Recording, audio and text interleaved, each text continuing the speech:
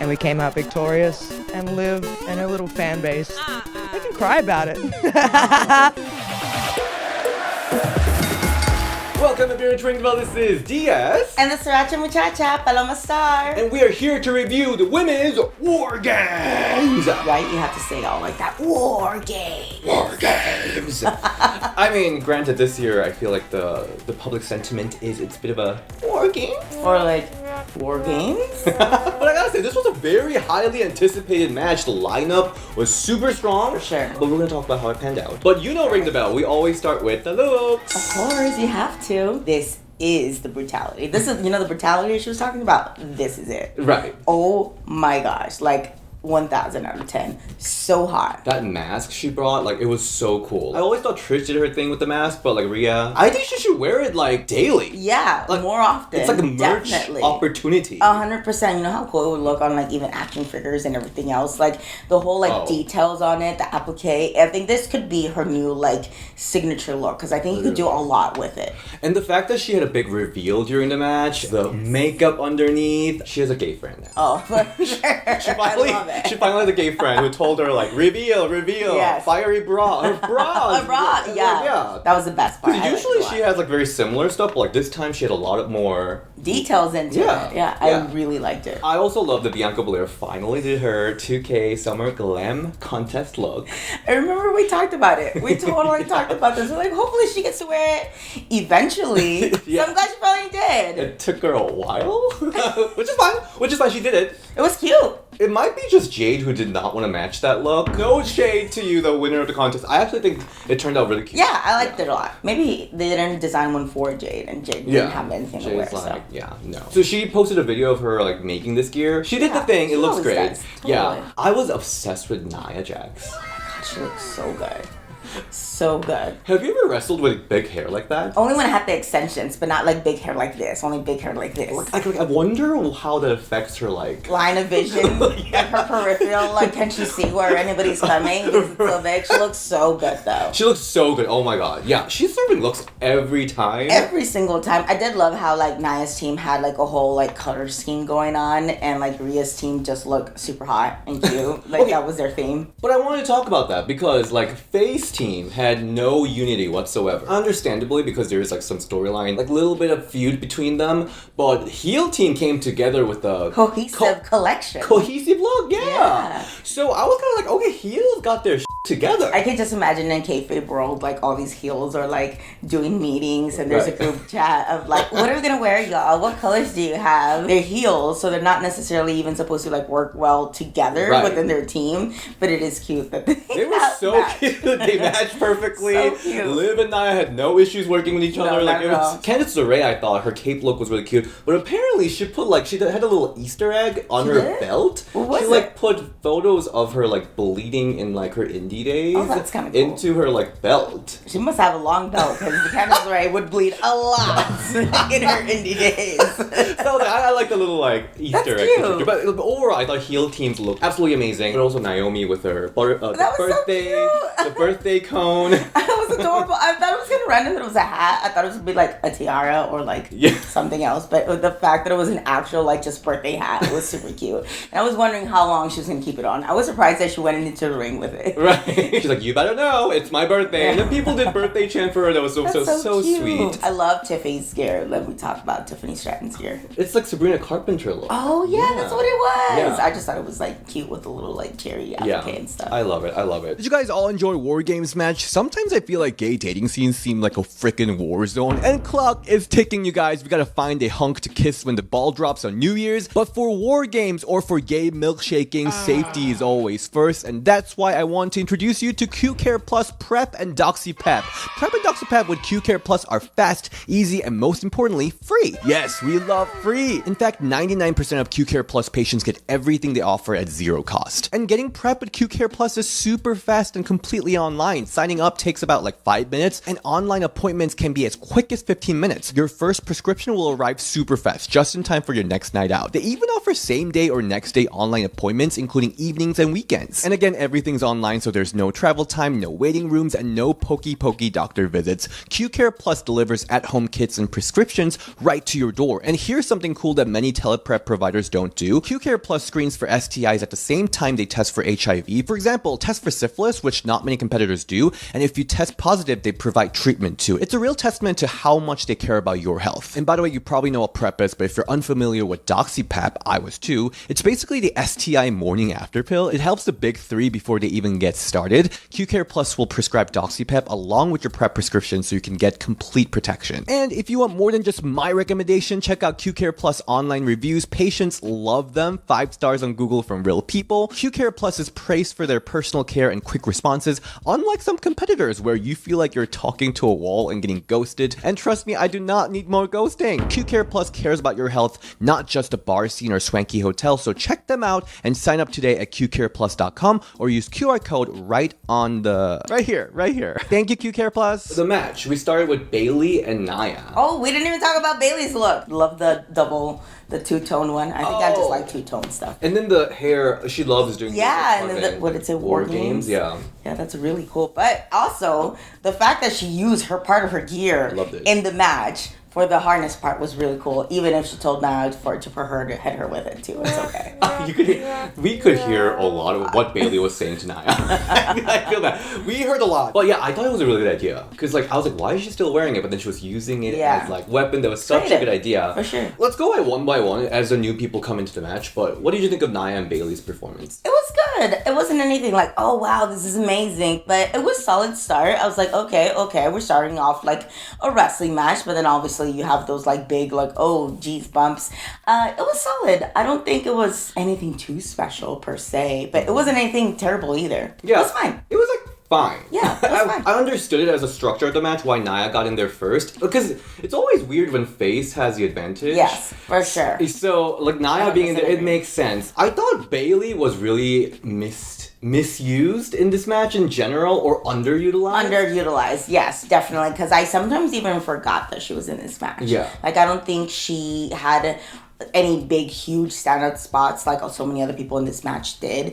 I would love to see Bayley in this position again, but as a heel, because I think that's when she really shines her as a heel, especially if she was in this position, but definitely underutilized. For me, coming into this match, Bayley was the most interesting member of this babyface team because she has issue with Bianca Belair, she has issues with Io. She did literally 2-second tease of Bayley and Io spot, when they both broke a pin or something. They looked at each other for 2 seconds. With all the history they had together, there was something there. They could have done something there. A little bit more attention or a little bit more acknowledgement besides just the look for 2.5 seconds would have definitely added so much more to the story. And even between Bianca and Bayley, there was really nothing. I really thought this was a great opportunity. Becky and Charlotte last year, that was a big core storyline of the WarGames match. But this time, even though there was so much potential, it was mostly just about Rhea and Liv. So Bayley really didn't have anything to do, which was such a missed opportunity. Bianca at the end, when they were doing the hand raids, Bianca was giving Bayley side eye. Oh, totally. Which I thought it was Bianca's working it, but damn, the producers or creative just didn't really think about that. Oh, this whole long storyline that we just did? Yeah, we're not gonna even acknowledge that. Yeah. We're just gonna focus on this one, and there was so many potential to have so many more sidebars going on because there was so much going on already in the match. Might as well add more meat to it and more story backing. Even if they're not going to do anything with it right now, at least acknowledge it because it happened. There were some people saying that Nia's chair shot, or a lot of the women's chair shots, looked little. Yeah, it was I think they're just scared to hurt each other, or they're just too nice, just this awesome, powerful, big, scary monster heel, and she's barely And I think it's because she's so built up, such a powerful, awesome person that she is, and so powerful in the ring. If she would bring the same amount of force that she brings to her pounces, to her chair shots, or any other shots, I think it would work really well, because she just, annihilates people when she just runs into them. Right. So if she could bring that intensity, because she obviously has it, because that looks so good when she does it.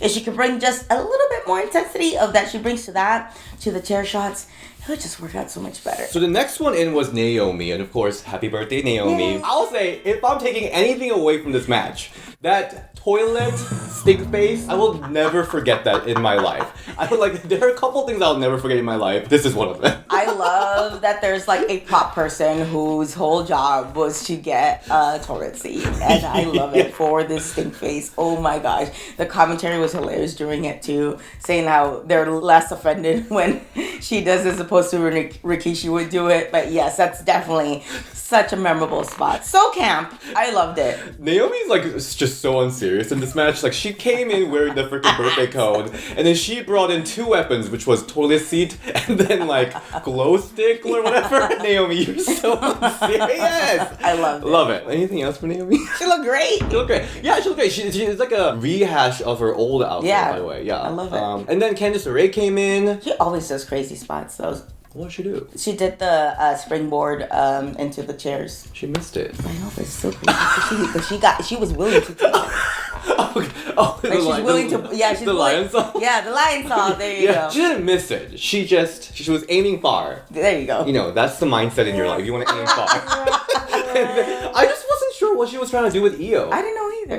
I was hoping that you would know. I thought they were trying to do like the power bomb. Oh, that's what. Yes. Okay. So I think that's what happened. I think they realized they're both too short. I think I figured it out now that you mention it.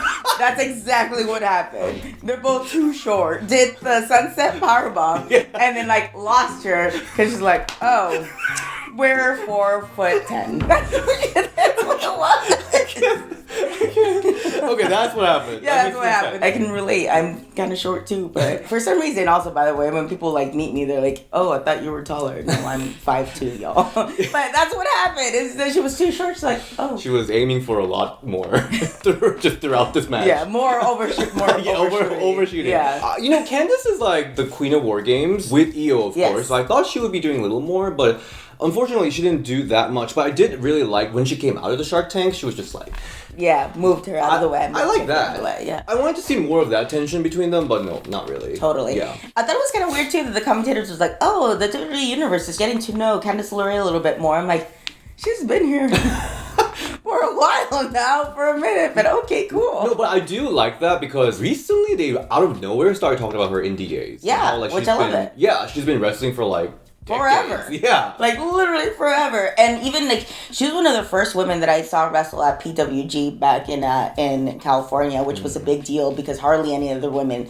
wrestled in PWG, but she could hold her own with anybody who was against the ring. And she would always be taking, like, these crazy spots and just, like, being, like, ragdolled around, but still holding her own. So I kind of hope they bring that more into WWE for sure. So I'm glad that we're talking about it. No, I love Candice Lerae. I still talk about that freaking one match, Io and Candice, all the time. I love that match. I'm loving that WWE is finally like using her more consistently, so I'm really happy about that. I think that's the key word, is consistently, because I feel like she's used and then she like kind of like put it in the background and used and then kind of like fades away again. So hopefully now it's consistent. Because she can wrestle, but she also showed that she's got like great character stuff with the way. So I have high hopes for Candice. Bianca was the one that came in next. Same from last year. She had the 2 braids. Yeah. She didn't really use them. No. I was like, ooh, what cool new thing we're gonna see today. The only thing was Nia beat the of her. Yeah, that's about it. I thought she would use it more. Yeah, I thought so too. Like, we're almost, I guess, too conditioned to like think that, but also like, why else would you have that? That's how I thought that too. Also, I like everybody going and getting a weapon, but it's also kind of like gets repetitive sometimes. I wish somebody would just like throw all the weapons in at once. Like, that would have been so much easier. I did think it was really funny. Like, everyone was, as they're coming in, they're all looking for a weapon. Except for Raquel. She gave I saw. Like, Raquel was serving comedy in this match. I want to talk about it because the way she just gave up, so funny. Bianca brought her table, which was good, and then she had some good spot like the powerbombing Nia and all that stuff. She's a star as always. She shined. Next was Tiffany Stratton. What did she bring out again? I forgot her weapon. Trash can, I think, with tons of toys, and inside was the briefcase. What it was, the briefcase for sure. So she did a little T spot again, which like this is my issue with this match. There were so much potential. Cashing in during a WarGames match could have been so fun. Iconic. It would have been, especially because both of the champions were down. Yeah. And it was like set up so perfectly. And it's almost getting to the point where like they're teasing it too much. Yeah. You know, too much of something is just as bad.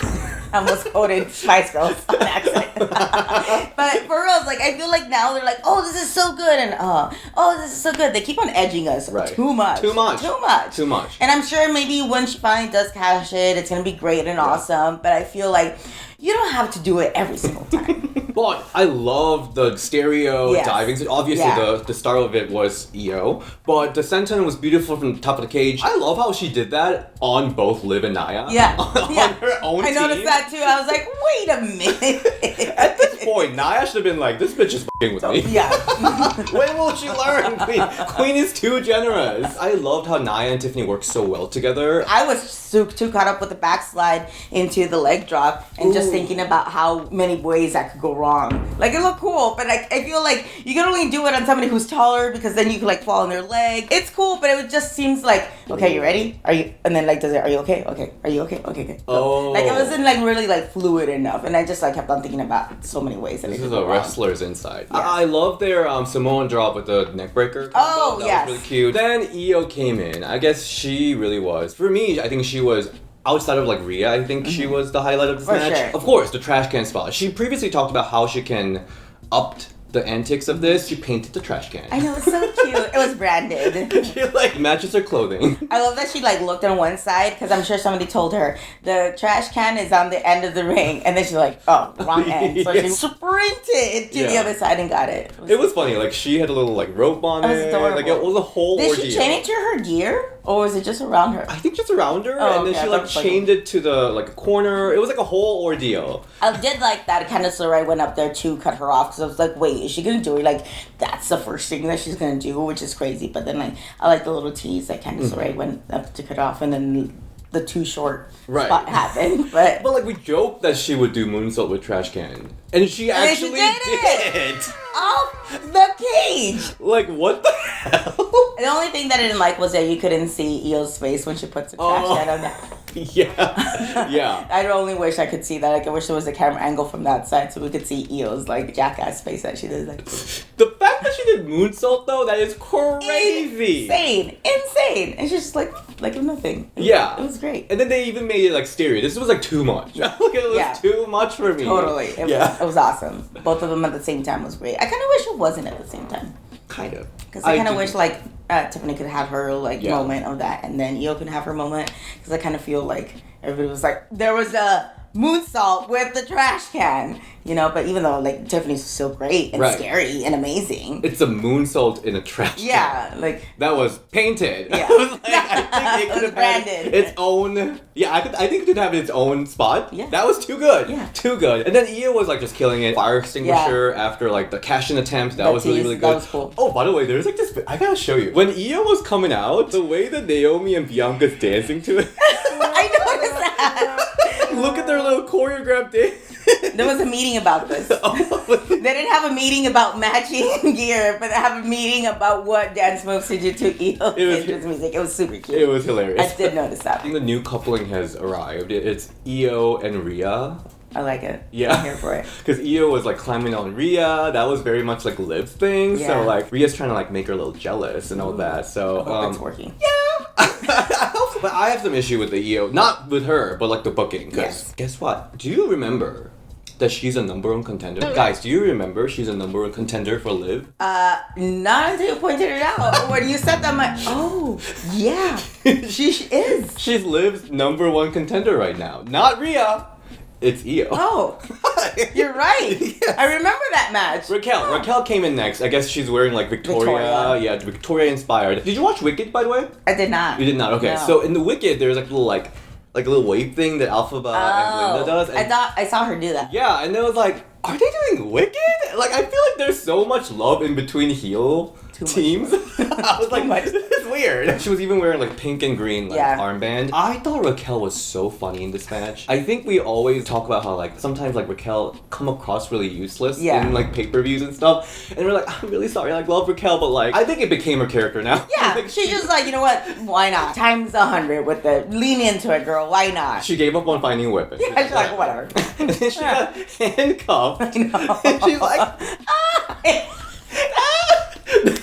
just like so funny. Yeah, it was doing the most in the most random places too.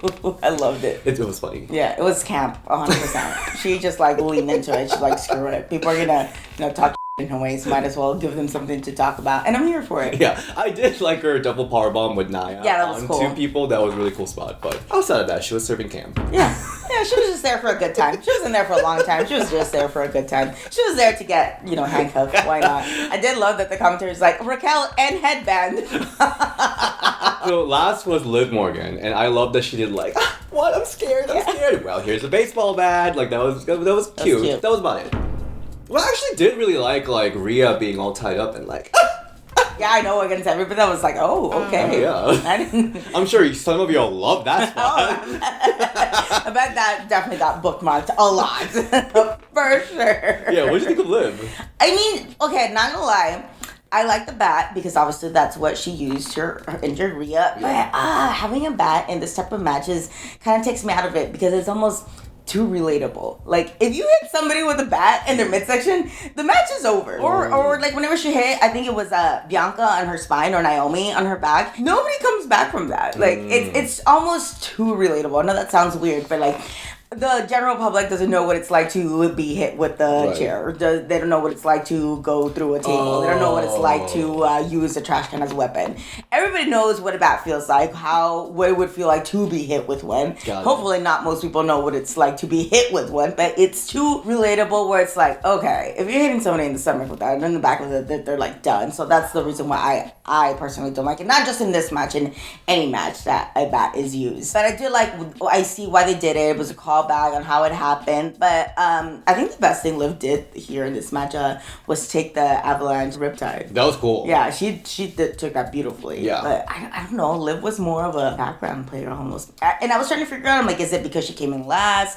Is it because she was just there? I don't know. She was a sacrificial lamb. She was. To Super Rhea Ripley. I mean, it's a pattern at this point. Yeah. So I think that was really the match. I mean, I did really like the waterfall spot that happened. Totally, before. me too, for sure. And I think that's really it before the finish, right? Yeah. I feel like this match was a very two-parter match. It was obviously before officially WarGames started and then afterwards, because I feel like sometimes at the beginning was a little bit choppy in some spots. I mean, but also this is a very hard match to put together. Right. It's not only is it so many people involved, there's 2 rings. A lot of things can go wrong, and that's why I always feel like it's almost 2 different matches for it. But it really picked up pace whenever the WarGames match officially started. Right. But it was still a lot going on. But it's definitely, I mean, I've never been in one, but I heard I might be in one soon. What? You're gonna be in WarGames? Yeah. Oh my god. Yeah, hopefully it works out soon. I'll talk more about it later when it's confirmed. But hopefully that'll be super fun. I'd love to be in a WarGames. What are you gonna bring? A toilet seat. Toilet seat? With one of those fuzzy covers. Toilet seat after someone ate a lot of sriracha. Oh my gosh. I think the action-wise was fun. Yeah, I think it's a fun match. Fun is a great way. But I think for me, because there was so much storyline implication that they just didn't even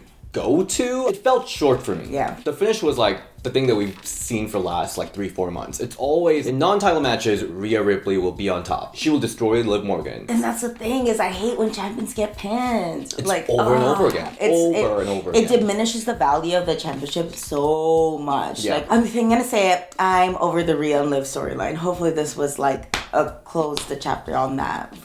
She's not done. She literally said she's not done. I'm sorry. It's gonna go till WrestleMania, I think. Which is so far off. I know, it really is. What else are they gonna do? And if that's the case, don't have Liv be champion. I'm glad she is, but diminishes the championship so much. At this point, the championship belt is not needed in this never-ending storyline. Yeah, and the thing is, I feel like it has so much opportunity to be such a great storyline with twists and turns with Dom and everything. At a certain point, it just became so repetitive with Rhea just being strong all the time. And even though she had literal injury, she's still gonna be strong like this.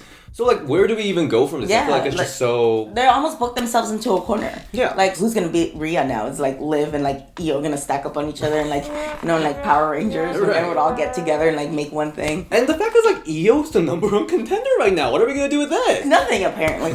Nothing. Not even going to be acknowledged. We're going to forget about that. And the whole Io and Bayley, they were in a team together. Who cares? Just throw that away. Because all we focus on is Rhea and Liv, which, again, upset, but also like, come on, there was so, like you said, so much more room for potential for like even just taking like 30 seconds more to like include those storylines that they work so hard and built towards. It's just like thrown to the wayside for no reason. The fact that we had like 45-minute match, but like we had to like scrap for crumbs of like that 1 second interaction between Io and Bayley, and then like one side eye from Bianca, and we're like, that's the storyline. It's just like such a bullshit to me. So Jade Cargill is out. It's such a mysterious case right now because originally reported it was an actually legit injury, but then now there are contradicting.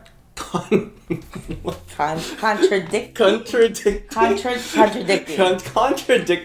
get there. There's a contradicting reports.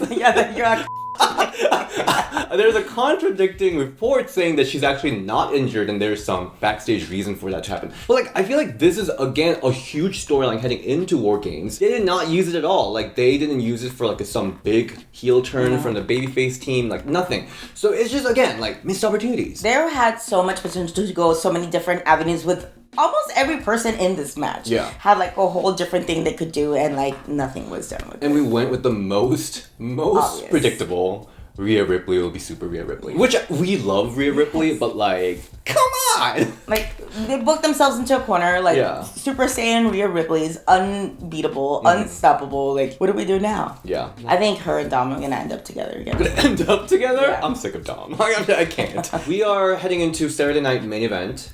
So that's going to be a big one this year. And then we got the Netflix debut. So there are like a couple big events coming up and then Royal Rumble. So I wonder if we're going to get like big Io versus Rhea build for that. I don't know. I don't know what's going to happen. But like Do Io... they remember Io's the number one contender? Who knows? Probably not. They're going to remember when they watch this. Like, oh yeah, we forgot about that. And then we also have those 2 mid-card titles. And now Jade is out. So they have to like relinquish the tag titles. So there's a lot that is just completely... Question mark. Yeah, so I'm curious where this will go. And like this match did not give a lot of answers. No, I think it was, would say like a B- in this match. Like that was a good solid match, but like so much left on the table. Right. And you know about this, I really like juicy storylines. Yes. So for me this was kind of underwhelming. Yeah. So that is it for our WarGames review. Before we go, did you know this coming Friday is Trish and Lita's 20th anniversary of their Raw main event. What? Already?